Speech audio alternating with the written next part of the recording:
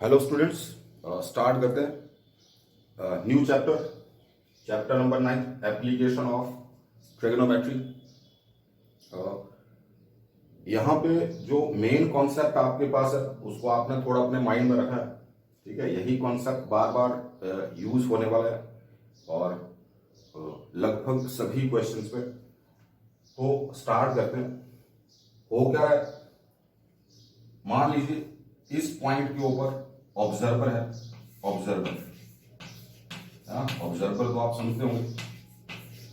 ठीक है, और क्या हो रहा है, इस हाइट के ऊपर कोई ऑब्जेक्ट रखा है। ठीक है, इस हाइट के ऊपर कोई ऑब्जेक्ट रखा है, ऑब्जेक्ट। ठीक है, तो यहां पे क्या है, ऑब्जर्वर की आई यहां पे है, आई ऑफ ऑब्जर्वर है। ठीक है, वो क्या कर रहा है, इस ऑब्जेक्ट को देख रहा है। ठीक है, और आपको पता लाइट जो है वो स्ट्रेट लाइन में ट्रेवल करती है, तो इस ऑब्जेक्ट को ये ऑब्जर्व कर रहा है। ठीक है, इस ऑब्जेक्ट को देख रहा है ये इस लाइन में।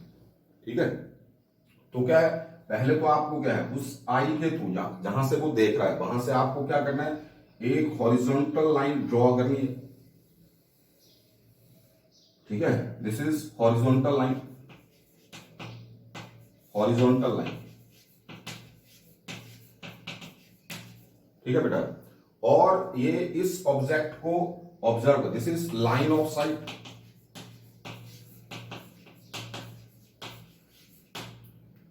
तो जब ऑब्जर्वर हाइट के ऊपर देख रहा है, किसी ऑब्जेक्ट को ऑब्जर्व कर रहा है जो उससे ज्यादा हाइट के ऊपर है, तो उस कंडीशन में जो लाइन ऑफ साइट और इस हॉरिजॉन्टल लाइन, ठीक है, इस हॉरिजॉन्टल लाइन के बीच में जो एंगल बनता है, दिस एंगल, ठीक है, this is called, this angle, this is called angle of elevation, angle of elevation.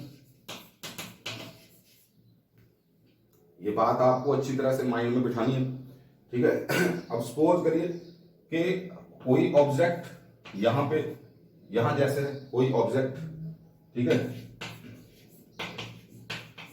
तो फिर से हॉरिजॉन्टल लाइन यहीं से ऑब्जर्वर सपोज कीजिए यहां पे है, पहले इस ऑब्जेक्ट को ऑब्जर्व कर रहा है और उसके बाद इस ऑब्जेक्ट को ऑब्जर्व कर रहा है। तो फिर से क्या हुआ, ये हॉरिजॉन्टल लाइन तो आपको ड्रॉ करनी है। ठीक है, ये हॉरिजॉन्टल लाइन क्या है, ग्राउंड के पैरेलल। ठीक है, it is parallel to the ground. Now फिर से इस ऑब्जेक्ट को ऑब्जर्व किया गया। ठीक है, this is line of site. ठीक है, line of site, line of site, और इस ऑब्जेक्ट को ऑब्जर्व कर रहा है तो उसको क्या करना पड़ रहा है, नीचे की तरफ देखना पड़ रहा है। ये जो हॉरिजॉन्टल लाइन है अगर इसके ऊपर की तरफ देखे तो क्या बनेगा, एंगल ऑफ एलिवेशन। इसके बीच में लाइन ऑफ साइट और हॉरिजॉन्टल लाइन के बीच में, अगर ऑब्जर्वर हॉरिजॉन्टल लाइन के नीचे की तरफ देखता है, ठीक है, ऑब्जर्वर हॉरिजॉन्टल लाइन के नीचे की तरफ देखता है किसी ऑब्जेक्ट को, तो जो लाइन ऑफ साइट और हॉरिजॉन्टल लाइन के बीच में एंगल बनता है, ठीक है, this is called angle of depression, this is called angle of depression. बात समझ में आ रही है? ये दो चीजें आपको बड़ी अच्छी तरह से अपने माइंड में बिठा लेनी है। जब ऑब्जर्वर अपनी हाइट से ज्यादा ऊपर किसी और ऑब्जेक्ट को ऑब्जर्व कर रहा है, किसी और ऑब्जेक्ट को देख रहा है, उस कंडीशन में हमारे पास हॉरिजॉन्टल लाइन और लाइन ऑफ साइट के बीच में जो एंगल बनता है that is angle of elevation. And अगर हॉरिजॉन्टल लाइन और लाइन ऑफ साइट के बीच में जो एंगल बनता है, कब बनता है, जब ऑब्जर्वर ऑब्जेक्ट को कहां पे ऑब्जर्व कर रहा है, अपनी हाइट से नीचे की तरफ ऑब्जर्व कर रहा है, तो उस कंडीशन में जो एंगल बनता है that is called angle of depression. ये बात हमेशा याद रखनी है, ऊपर की तरफ एंगल ऑफ एलिवेशन, नीचे की तरफ एंगल ऑफ डिप्रेशन। ठीक है, इसी के ऊपर हमारा ये जो चैप्टर है ये बेस्ड है। और साथ में कुछ और चीजें आपको ट्रिग्नोमेट्रिक एंगल्स वो अच्छी तरह से याद होने चाहिए, खास करके टेन और कॉट के। ठीक है, टेन 30 कितना होता है, टेन 30 कितना होता है, ठीक है, टेन 45, टेन 60, ठीक है, इस तरह से, और साथ में कॉट के भी। ठीक है, तो ये मतलब आना तो सारे चाहिए, लेकिन मेनली जो है ये आपको बड़ी अच्छी तरह से आनी चाहिए। अच्छा, अगली बात करते हैं इसमें। आपके पास जैसे बिल्डिंग्स, टावर्स, ठीक है, ट्रीज, ठीक है, या पोल्स, इस तरह से they are suppose to be at right angle with the earth. ठीक है, जब तक मेंशन नहीं किया जाता स्पेशली क्वेश्चन में, तब तक आप उसको क्या सपोज करके चलेंगे, they are suppose to be at right angle with the earth. ठीक है, तो इस बात को थोड़ा आपने अपने माइंड में अच्छी तरह से बिठा लेना। ये जो कॉन्सेप्ट है ये बड़ी अच्छी तरह से आपको क्लियर हो जाना चाहिए। ठीक है, इसको अगर आप पता नहीं लगता तो बार बार देखिए ये मैं क्या बोल रहा हूं। ठीक है, उसके बाद हम ये क्वेश्चन जो है बड़ी अच्छी तरह से सॉल्व कर सकते हैं। तो एक दो क्वेश्चन पकड़ता हूं मैं। ठीक है, तो स्टार्टिंग में आपको बिल्कुल इजी रहेगा, क्योंकि बिल्कुल सिंगल ट्राइंगल के क्वेश्चन आपके पास होंगे। ठीक है, और धीरे धीरे ये जो है वो डबल ट्राइंगल की तरफ मूव करेगा। तो तब तक आपने इस कॉन्सेप्ट को अच्छी तरह से समझ लेना है। ये बात बहुत बहुत और बहुत ज्यादा इंपॉर्टेंट है। ठीक है, ओके।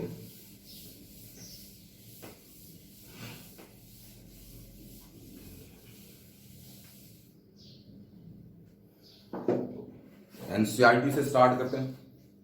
ठीक है, फर्स्ट क्वेश्चन है जैसे exercise 9.1।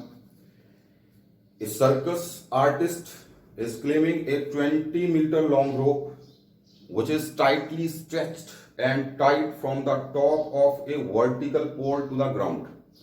Find the height of the pole if the angle made by the rope with the ground level is 30 degree. तो टेक्स्ट बुक आप बिल्कुल साथ में रखिए।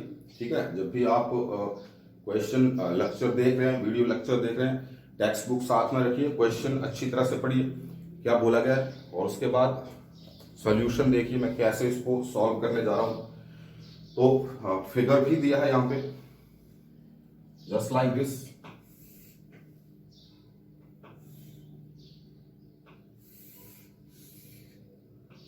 Right angle A, B, C. This angle is 30 degree and this length it is 20 meter. ठीक है बेटा, तो find the height of pole. क्या बोला गया कि ये रोप है, rope tightly stretched to one end. ठीक है, पोल के टॉप को और यहां पे जो है वन एंड से इसको क्या किया गया, स्ट्रेच किया गया tightly. Find the height of pole if the angle made by the rope with the ground level. This is ground level and this is rope. तो रोप जो ग्राउंड लेवल के साथ जो एंगल फॉर्म कर दिया that is 30 डिग्री। Then we have to find the height of the pole. ठीक है, सो दिस इज पोल। ठीक है, ये पोल है हमारे पास, this is ground level and this is rope. So we have to find the height of the pole. So let the height of the pole be h। ठीक है, तो starting में आपने क्या करना है, इंट्रोडक्शन स्टेप, मे बी 1 और 2 lines, ज्यादा आपने कुछ लिखना नहीं है, लेकिन इंट्रोडक्शन स्टेप कंपल्सरी होता है, जरूर लिखना है। और इंट्रोडक्शन स्टेप में जनरली क्या लिखना है आपने, जो जिसकी लेंथ आपसे पूछी गई है। ठीक है, हाइट पूछी गई है, लेंथ पूछी गई है, तो वो आप इंट्रोडक्शन स्टेप में जरूर मेंशन करिए। तो यहां पे सबसे पहले जब मैं स्टार्ट करूंगा question number 1, solution.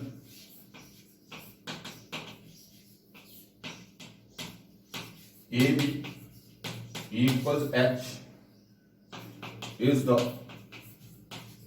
height of pole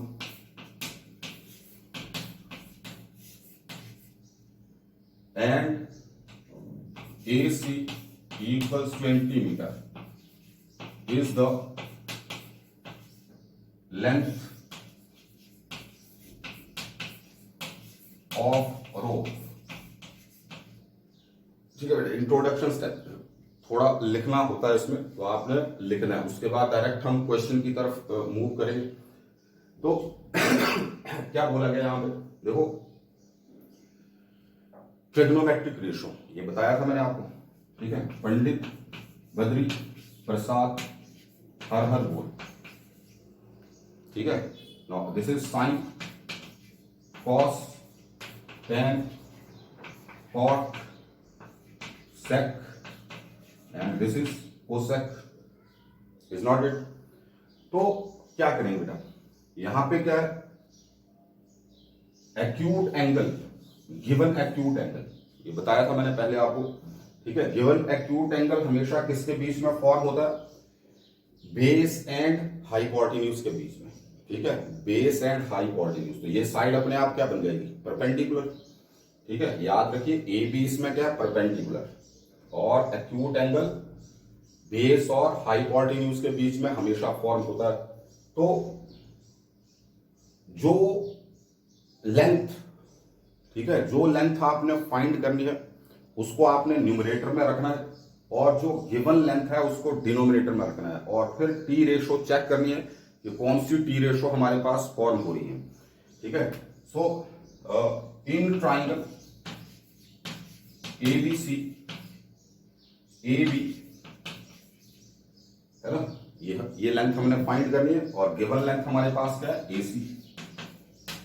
तो बेटा क्या हो रहा है ना, क्या हो रहा है, परपेंडिकुलर, अभी बताया आपको, ठीक है। बेस, ये हाइपोटेन्यूज, ये परपेंडिकुलर, हम क्या कर रहे हैं, परपेंडिकुलर बाई हाइपोटेन्यूज, ठीक है। Perpendicular by hypotenuse, P by H क्या होता है, साइन, ठीक है। यहां पे साइन लिखेंगे हम, और साथ में एक्यूट एंगल, तो एक्यूट एंगल हमारे पास क्या है, 30 डिग्री, तो ये लिख दिया साथ में, ठीक है। तो क्या आ जाएगा, AB मीन्स H, AB को हमने क्या लिखा यहां पे, H that is height of pole, by 20 length AC that is 20 length of rope, and it is equal to sine 30, और साइन 30 आपको पता है कितना होता है, कितना होता है, साइन 30 1/2, यही होता है साइन 30 1/2, ठीक है। व्हाट अबाउट H, तो यहां पे क्या कर रहा है, डिवाइड, दूसरी तरफ जाके मल्टीप्लाई करेगा, तो 20 मल्टीप्लाई बाई 1/2 10, ठीक है। So height of pole is 10 metre, तो आप लास्ट में मेंशन कर सकते हैं, implies height of pole equals 10 metre, ठीक है। इस तरह से आपने क्वेश्चंस को सॉल्व करना है। पहले 2-3 क्वेश्चंस आपके बिल्कुल इजी हैं, ठीक है, सिंगल ट्राइंगल के ऊपर डिपेंड करते हैं। तो ये आप देखिए जरा अच्छी तरह से, पहले तो कॉन्सेप्ट देखिए क्या कर रहा हूं मैं, ज्यादा इसलिए नहीं करवा रहा हूं क्योंकि जैसे डबल ट्राइंगल के क्वेश्चन स्टार्ट होंगे वैसे ही थोड़ा कॉन्सेप्ट जो है वो अच्छा हो जाएगा, इनफैक्ट बहुत अच्छा हो जाएगा। तो आप इसको ढंग से सिंगल ट्राइंगल के क्वेश्चन, RD शर्मा या जो भी आप रेफरेंस बुक फॉलो करते हो उसके अकॉर्डिंग आप सिंगल ट्राइंगल के क्वेश्चन जरूर सॉल्व करिए। उसके बाद नेक्स्ट लेक्चर में मैं आपको डबल ट्राइंगल के क्वेश्चन सॉल्व करवाऊंगा, क्वेश्चन नंबर 2 और 3, ठीक है। 2 और 3 ये आप होमवर्क में करेंगे, बिल्कुल अच्छी तरह से करेंगे, ठीक है बेटा। Okay, thank you.